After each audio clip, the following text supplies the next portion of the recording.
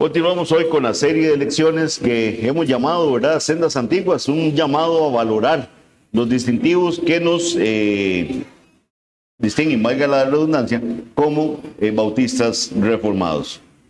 Hoy vamos a hablar un tema muy interesante, un tema que surge, ¿verdad?, cotidianamente entre los bautistas reformados, pero algunos tienen ciertas lagunas de dónde viene el tema de los puritanos. Entonces vamos a hablar hoy de los puritanos, un término, ¿verdad?, que en algunos sitios ha sido usado hasta de forma peyorativa, ¿verdad?, cuando usted quiere insultar a alguien de que está, ¿verdad?, jugando de santo, entonces está jugando de puritano, o sea, tan puritano. Entonces, eso vamos a ver hoy, ¿verdad?, quiénes fueron los puritanos, la importancia que revisten para nuestra fe, y siempre con el llamado a valorar todo este esfuerzo que hicieron nuestros hermanos, tratando de ir limpiando esas sendas antiguas que ya estaban desde la era apostólica. Recordemos, mis hermanos, hemos hecho analogías, ¿verdad? Cuando hablamos de las confesiones de fe, hablamos del terreno y hablamos del mapa. Creo que eso quedó bien clarito, ¿verdad? La confesión de fe no es la palabra de Dios, pero es un excelente mapa para ver ese terreno, que es la palabra de Dios. Cuando hablamos de la doctrina apostólica, dijimos que eran como esas raíces de ese árbol, ¿verdad? Entonces, la iglesia primitiva era esa raíz del árbol. El tronco dijimos que era la reforma protestante, donde ya iba saliendo, ¿verdad? Y prácticamente esta época del puritanismo estaríamos hablando de esas ramas que se van extendiendo del tronco. Todo esto estamos hablando de un desarrollo que llevó cientos de años. Recordemos, mis hermanos, también que la reforma no es algo que se dio en un solo sitio. Es un fenómeno que se dio en varios países. El Espíritu Santo empieza a abrir la conciencia, ¿verdad?, a llamar personas que están dentro de la iglesia a que vuelvan a la palabra del Señor, a ver qué es lo que está haciendo, a analizar lo que está haciendo la cúpula de la iglesia católica, y empiezan a ver que no se está apegando a la palabra del Señor. Recordemos que Lutero, ¿verdad?, él se circunscribe a Alemania. Él está en Alemania, donde está sucediendo todo esto. Tenemos a Calvino y a Zwinglio en Suiza. Tenemos a Knox en Escocia. Tenemos ¿verdad?, se dan en diferentes lugares, pero entonces para que tengamos eso presente. ¿Por qué es importante saber eso? Porque los puritanos se van a desenvolver en Inglaterra. Ya no estamos ni en Alemania, ni en Suiza, ni en Escocia, estamos en Inglaterra. Y a diferencia de Lutero, mis hermanos, y de Calvino, la ruptura con la iglesia católica aquí va a ser promovida por un rey, que es Enrique VIII. El rey Enrique VIII. Aquí va a generarse una polémica porque muchos no entienden la reforma. Entonces, muchos de los católicos critican la reforma por cómo sucede la reforma aquí en Inglaterra. Enrique VIII necesitaba divorciarse. Entonces, todo el mundo dice, claro, fue por conveniencia que se da la reforma. Porque entonces, algunos argumentan que es que Enrique VIII necesitaba un heredero varón, ¿verdad? Y su esposa, Catalina de Aragón, no había dado a luz varones, solo a una hija, María. Habían tenido pérdidas antes de eso también, pero entonces Enrique VIII quería buscar la anulación de su matrimonio. Unos dicen que fue por un tema político, ¿verdad?, que él quería que no se pusiera en peligro la herencia, digamos, la sucesión monárquica. Y otros dicen que simplemente era porque le gustaba una señora que se llamaba Ana Bolena y él quería también casarse con ella. Entonces, hay de todo un poco en esa historia. Lo cierto es que el Señor, que es dueño de todo y decreta todo, se valió también de estas circunstancias tan terribles para que la reforma entrara en Inglaterra. Ahorita les explico cómo.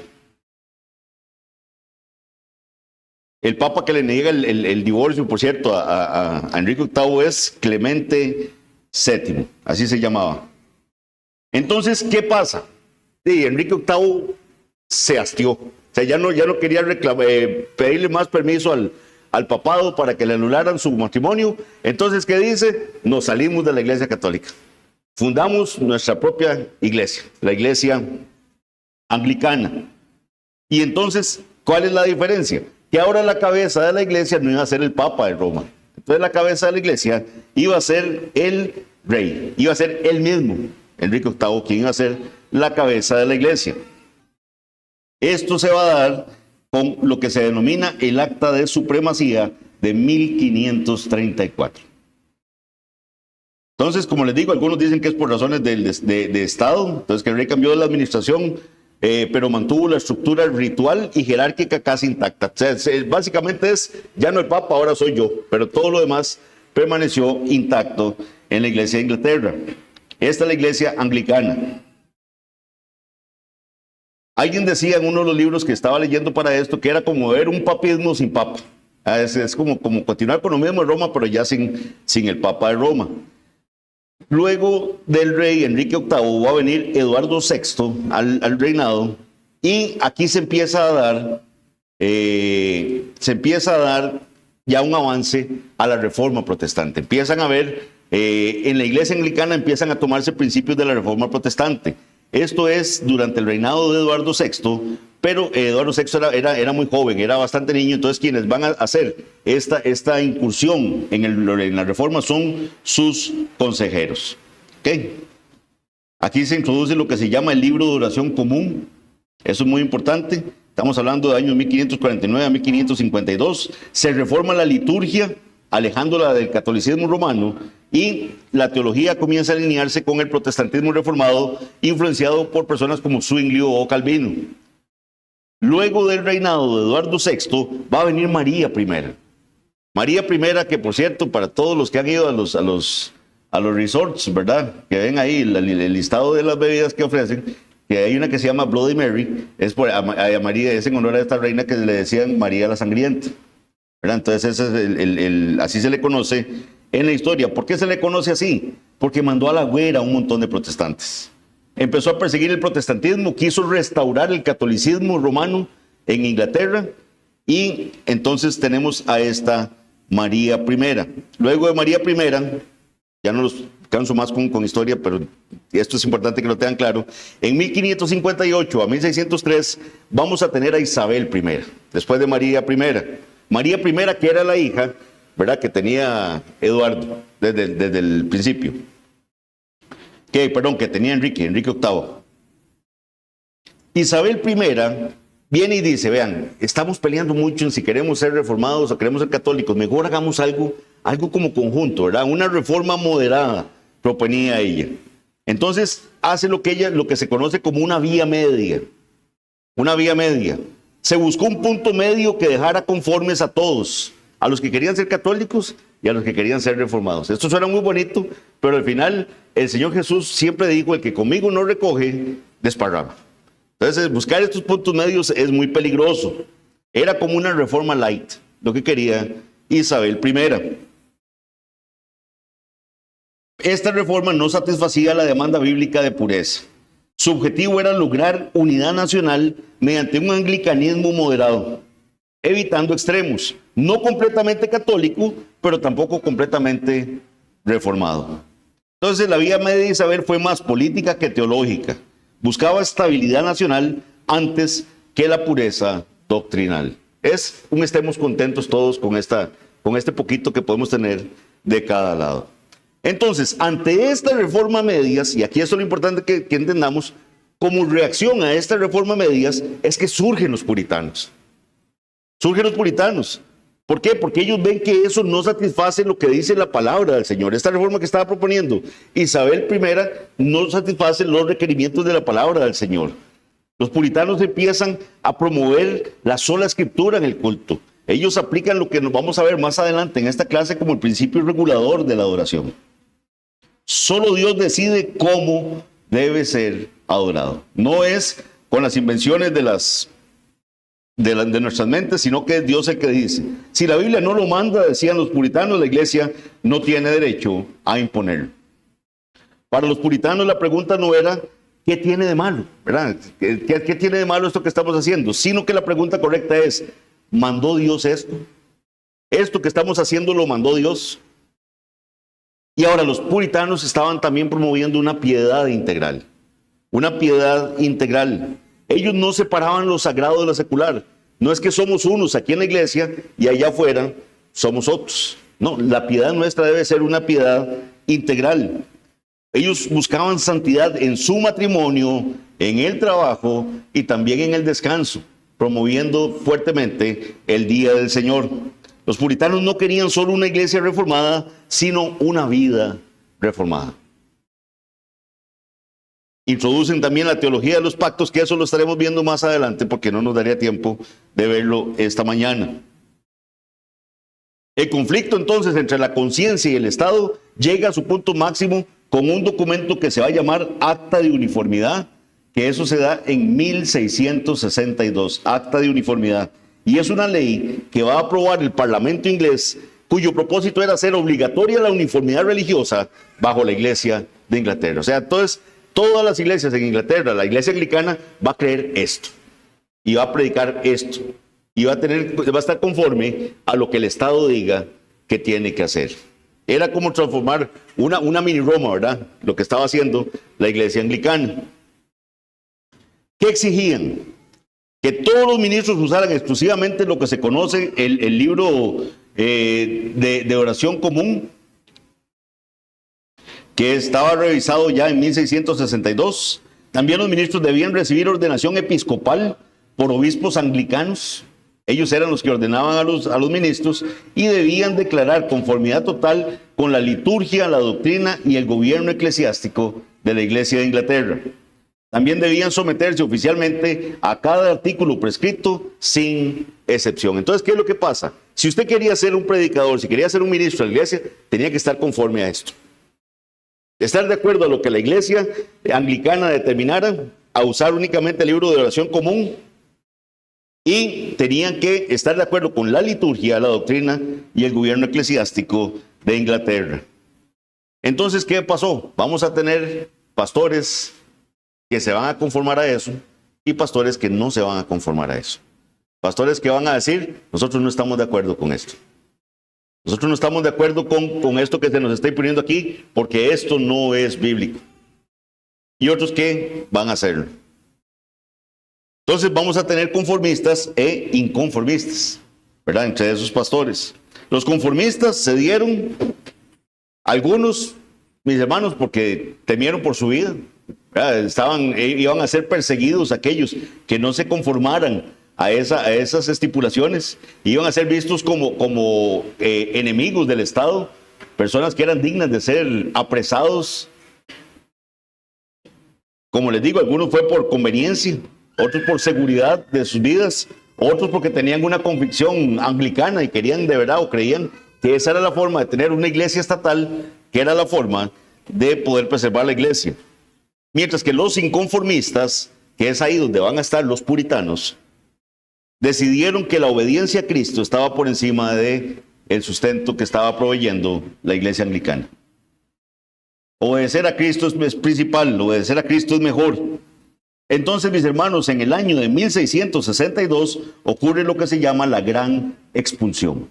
Expulsan a todos estos ministros, a los no conformistas, los sacan de la estructura eclesiástica. Fueron expulsados de sus iglesias, y no solo de sus iglesias, sino también de sus hogares. Lo que representaba aproximadamente 1 de cada 5 ministros en Inglaterra fue expulsado. Eso, mis hermanos, es un fuego de prueba. O sea, saber usted que usted va a perder su casa, que usted va a perder su oficio, porque ellos eran ministros de oficio, por aferrarse a lo que Cristo determinó en su palabra. Mis hermanos, se requiere ser valiente, se requiere ser un creyente de verdad, de convicción, y este fuego de prueba es el que ellos atravesaron, pero es también el fuego de prueba que purificó las ramas del árbol que estamos viendo. Dejó solo a aquellos dispuestos a sufrir por la verdad. Y es ahí donde duele. Duele que haya gente que diga que no me interesa nada de eso, eso no tiene nada que ver con la iglesia de nosotros. Mentira. Tiene que ver todo con la iglesia nuestra hoy en día. Y si no entendemos eso, mis hermanos, estamos desvalorando todo este sacrificio que hicieron hermanos nuestros en el pasado. Por simple desconocimiento, por simple pereza de no estudiar historia. Entre los inconformistas, de estas personas que no se conformaron a lo que estableció el gobierno inglés, están personas como John Bunyan, ¿verdad? Ustedes lo han leído, muchos de ustedes, con el Progreso del Peregrino. De hecho, el Progreso del Peregrino, él lo escribe en prisión. Entonces, él es uno de esos pastores no conformistas que fueron perseguidos por sus convicciones. ¿Cuál es la importancia, mis hermanos, de que sepamos esto? ¿Cuál es la importancia de que sepamos esto? Este suceso que les acabo de decir no es solamente historia, mis hermanos, es el fundamento de nuestras convicciones actuales. El señorío de Cristo sobre la conciencia. Aprendemos que solo Cristo es rey de la iglesia. Ningún estado, mis hermanos, ni un hombre puede obligar la conciencia del creyente en asuntos de fe. Enrique VIII dijo: no más Papa de Roma, pero yo soy la cabeza. Y eso no es aceptable. La cabeza de la iglesia es Cristo. Y es a Él a quien debemos servir, y es viendo a Cristo a quien debemos correr la carrera que tenemos por delante, puestos los ojos en Él únicamente. Y Él, mis hermanos, en su palabra estableció ancianos para que haya en las iglesias, estableció diáconos para que haya en las iglesias, y estableció el gobierno, que vamos a estar viendo más adelante en estas clases, de cómo se gobernarían esas iglesias locales. Pero la iglesia se fue depravando y generó estructuras de poder que no estaban en la palabra del Señor. Lo que quiero que entiendan es que venimos de esa iglesia también. Que no es que aparecimos de la nada y de un pronto a otro con una mejor solución a todo, no. El que la iglesia se fuera reformando, el que la iglesia fuera entendiendo que hombres, ese remanente que quedaba dentro de la iglesia, fuera entendiendo que estaban haciendo cosas antibíblicas, es un proceso de años, de siglos. Y despreciar eso, mis hermanos, es abrir la puerta a que volvamos a caer en herejías similares a las que cayó la iglesia en el pasado. No entender el por qué estos hombres se levantaron o qué sufrieron para poder tener una iglesia depurada hoy en día es caer en ese peligro de volver a hacer lo mismo. ¿Qué otro principio aprendemos de lo que nos heredan los puritanos? La idea de la iglesia reunida versus la iglesia territorial. Los inconformistas rompieron con la idea de que todos los nacidos en un territorio son la iglesia. Y mis hermanos, eso es algo que también se ignora mucho.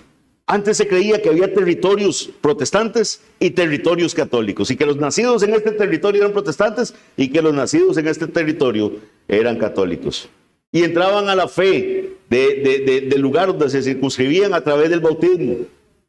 Muchos de estos niños, ¿verdad? Los bautizaban los protestantes con un entendimiento diferente a los católicos, pero muchos eran por razones de censo, para entender cuál era la población de esa localidad donde nacían las personas. Y se entendía que eran de una fe por el territorio en el que estaban. Y los puritanos van a decir que no, que eso no es así. Y al igual que ellos, nosotros vamos a defender la idea de una iglesia de creyentes regenerados. La iglesia está conformada por creyentes, no es por una cuestión de circunscripción territorial. Somos miembros por pacto, no por geografía. ¿Ok? Nuestra confesión de fe, mis hermanos, para que entendamos, vean los años que yo les dicté ahora. Nuestra confesión de fe se forja en ese túnel de persecución. Mientras está dando esa persecución a los puritanos, en la confesión de fe se está escribiendo. Recuerden que la confesión se escribe en 1677. En 1677, pero no pudo ser publicada libremente sino hasta 1689, precisamente por el tema de la persecución. Los bautistas mantuvieron esa unidad doctrinal con el tronco de la Reforma, pero con la pureza de una rama que crece en la autonomía de la iglesia local y el bautismo bíblico. Eso lo vamos a estar viendo más adelante. Entonces, mis hermanos, de esto que hemos aprendido hoy, reflexionemos lo siguiente. ¿Nuestra fe hoy en día es una fe de conveniencia o es una fe de convicción? A muchos les convino, fue de conveniencia, a muchos les convino circunscribirse a lo que estaba dictando el gobierno inglés, la iglesia anglicana. No me van a perseguir, me van a dejar ser ministro. Nada más yo tengo que poner que sí, me adhiero a estas ordenanzas que dice la iglesia anglicana y sigo predicando tranquilo. No pierdo mi hogar. Pero estos hombres, mis hermanos, los no conformistas, decidieron perderlo todo. Decidieron ser perseguidos porque para ellos era primeramente el agradar a Cristo antes que cualquier cosa. Entonces, mis hermanos, para que usted se quede con eso en la mente, creí que iba a durar más en esta lección, espero que haya quedado clarita, pero quiero dejarlos con una reflexión. Ser bautista reformado hoy, el poder nosotros, mis hermanos, adherirnos a una confesión de fe histórica como la que tenemos. Ser bautista reformado es caminar por esa senda antigua. Por esa senda antigua que caminaron aquellos mismos 2000 pastores que prefirieron perderlo todo. Es la misma. Y ahí vamos caminando.